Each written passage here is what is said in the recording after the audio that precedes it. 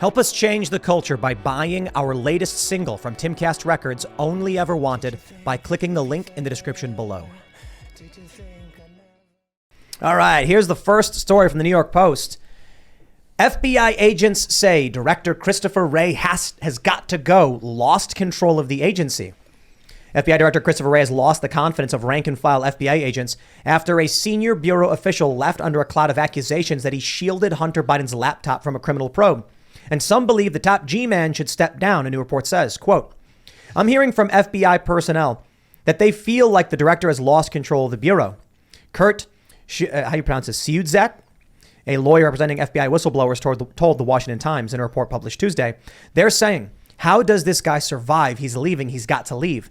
The FBI agents are telling me they have lost confidence in Wray. All Wray does is go in and say, we need more training and we're doing stuff about it, or we will not tolerate. His comments come in the wake of Tim Tebow. Is that how you pronounce it? Some people are saying it was Tebow. Is that what it is? Tebow. Tebow, Sure. Tebow. That's what I thought. The top agent, Tim Tebow? That's a quarterback. Yeah, Is that yeah. the same guy? It is a quarterback named Tim He was. Tebow. Is this a different Tim Tebow? Tebow. Tim Tebow's a very Christian quarterback who Yeah. Oh, really? took Oh, a that's lot of right. heat for I being forgot Christian. about that guy. He Oh, did. hey, how about this? Yeah. Timothy Okay. T-Balt. Well, this guy, T-Balt, Yeah, I there you see. go. T-Balt, is the love top that. agent in charge of the FBI field office in Washington, either resigning or being forced out the door amid claims he blocked investigations into the first son's laptop. So this is big. I mean, I'm not entirely sure anything actually will happen here, but this is what I've been talking about for some time, that the culture war issues exist in all facets of this country, and the federal institutions are not exempt from people watching garbage mainstream media and believing garbage fake news. I really like the no nonsense attitude of some of these FBI agents, and really, like, if any agency on earth is going to have a no nonsense mindset, it's the FBI or one of them. And they're calling out Wray for acting like, when they're like, what are you going to do? What are you going to do? We're going to look into it and make sure that we get better so that we can hit, like, this platitudes is what they're called. Usually you'll see like Kamala or someone will do it and it just kind of goes under the radar. No one really knows how to counter it or to rebuff it or to criticize it. But these guys aren't taking it. They know that that's a crap answer. I don't know. I kind of feel like a lot of these guys are crooked. I think it's obvious by what's going on with Trump. It's obvious by what happened with Russiagate. All of that was fake, complete hoax. Now they're going after Trump, claiming he had classified documents, and it's like, yo, he was the president. Like, he determines if it's classified. This is crazy. And there are people who are they don't know how to use Google or even read PolitiFact, who are like, whoa, look at the picture of the top secret. That proves it. Mm-hmm. They believe it. And there are people at the FBI who are counting on this, and they're crooked. And I think what's happening with Christopher Wray is they're like, hey, our credibility's shot right now, so our ability to be corrupt is hindered by this guy's bad job. Can we pretend like we're having reform and get rid of him and then keep going about being corrupt? They had a lot of complaints too. The employees who, said that Wray should resign. One of the things they said was that there had been fabrication of terrorism cases to elevate performance statistics. And I think that's actually really quite an important detail, because the Biden administration has used domestic terrorism as a, crisis that they believe we're having. You've had Merrick Garland saying that domestic terrorism is the biggest threat to the U.S. And if the FBI has been jacking up those stats just to make themselves look better, you have the entire federal government basing their determinations on something that's bogus. Yeah. A lot of people are pointing out that the DOJ posted publicly photos of top secret documents. And it's like, okay, if they're classified, then didn't they just break the law? Good question. Interesting. Yeah, it's because it's all fake. You made a good point about the FBI trumping up terrorism charges, i.e. this Gretchen Whitmer case. I think there were 10 FBI agents involved in the setup. Yeah, there were like more FBI agents involved than actual guys. I think that these... It's just so funny. that there's a lot of people in the agency that are like, I don't want my kid getting thrust into some stupid civil war that was brought up by my ineptitude or my avoidance of doing nothing as some corruption was going on, because I wouldn't stand for my boss trumping up terrorism charges. No, I think that's a really bad situation. I mean, it's just so clearly a problem, because we have Merrick Garland going on TV saying that domestic terrorism is the biggest threat facing the country. He said that a number of times. And you had Biden saying that same thing. And if the FBI is faking it, then what are they pouring all this money into? What is the Department of Justice doing? They're going after regular Americans that the FBI is claiming are terrorists, perhaps. What are we doing? Like, these Whitmer guys were hanging out around a campfire, getting high, talking about random garbage that they wanted to do, like you do when you hang around a campfire and you're getting high, right? Like you say whatever. Well, that's and then the FBI jumps in and is like, oh, we can encourage these guys to go nuts. They bring in some hot chick who smokes weed with them in hotel rooms, and you're going to do whatever the hot chick who's smoking weed with you says. That is the rule. I would do that. But right? you mean you're going to entertain it, right? Not literally do it. You're going so to, when the hot and chick so then is, they had to like buy guns for them and everything. Yeah. yeah, like, don't you want to go and do this? Like, sure, whatever you say, take your clothes off. Yeah, And they're like, we got him. We got him. He said yes. Right. That's why I look at this stuff and I got to wonder, right? These guys are going to go to jail. 2 guys. There was a mistrial.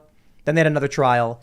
I'm seeing a lot of people report like the judge wasn't allowing certain testimony in and the whole thing. They say it was a sham. The left is screaming, aha, this proves it. And I'm just like, I'm not entirely convinced there will be a civil war because we're watching for 6-7 years now some of the most intense and absolute corruption we've ever seen. And everyone's kind of just like, huh. Mm-hmm. How about that? Kind of interesting. But more importantly, in 2018, Democrats win. In 2020, they still held the House despite victories from the right. And it's like, dude, when they raid the former president's house, I think it was James Lindsay who mentioned this, that some woman was like, that's gone too far for me, like raiding a president's house. I hope that is true. And come November, people are like, but then not only do you have to hope you'll win, you have to hope that the people who actually get in do something. Right. And that's questionable as well, because the establishment GOP and the establishment Democrats are basically the same thing. They're trying to maintain their power. The Mar-a-Lago raid, though, is crazy. Like, you guys, I'm sure, looked at the affidavit, the heavily redacted affidavit. From what I could gather, the DOJ is mad that Trump had documents that he could have declassified. He did. Stored improperly. He did declassify. Right. And they were stored, but their big complaint is that they were stored improperly. This is so right. Am I right about that? I don't know. Trump That's what it turned looks over like. boxes to the National Archive That's upon correct. request. They then said, wow, look at this classified stuff. He might have more. So they asked an FBI agent saying, hey, we think Trump has more documents. And so they said, okay, we'll get a search warrant for them. Right. But the idea that these are, classified documents, when Trump tweeted a long time ago before leaving the White House that he was declassifying all of these reports. That's correct. He was very clear on that. It's another hoax, man. And the reason why, I'm saying maybe there won't be a civil war is because the left keeps believing this stuff. The machine keeps on a churning.